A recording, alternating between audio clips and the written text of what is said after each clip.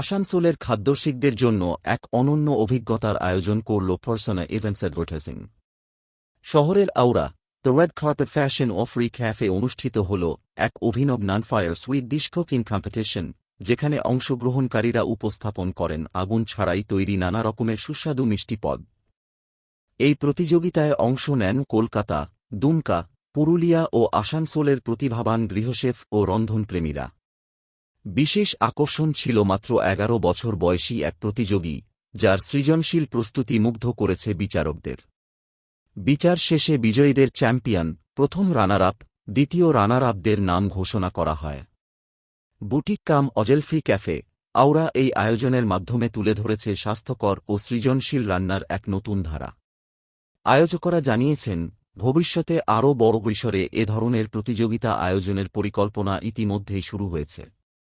এ আয়োজন শুধু এক রন্ধন প্রতিযোগিতা নয়, বরং এক সামাজিক সংযোগের উৎসব, যেখানে মিষ্টির সঙ্গে মিশেছে সৃজনশীলতা, স্বাস্থ্য ও আনন্দের মেলবন্ধন। আজকে পার্সোনা অর্গানাইজ করেছে অয়েল ফ্রি ক্যাফে, এর আমাদের তো অলরেডি আছে, কিন্তু এখানে অয়েল ফ্রি কম্পিটিশন হচ্ছে আজকে। তো যেটা মেনলি আমরা আজকে ফোকাস করছি যে এখানে যারা খাবার বানিয়ে নিয়ে এসছে প্রত্যেকটাই oil free preparation and healthy, এমনি নয় যে এটা অয়েলি আছে।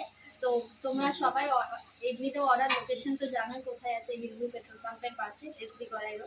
তো ওরা এবছর নিয়ে এসছে একটু কিছু নিউ চমক, যেটা আমরা সবাইকে বলতে চাই।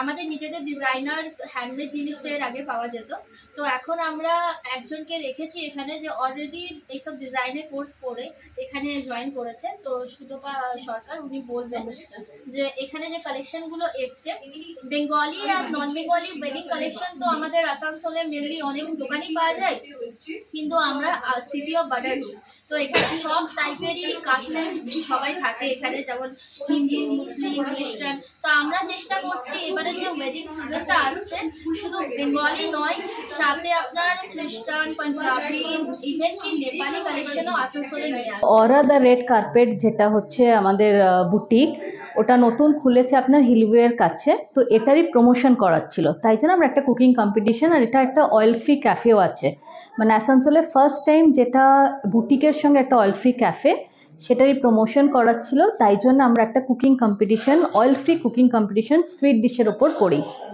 এখানে আমাদের কাছে 11 জন মতন পার্টিসিপেন্ট হয়েছেন।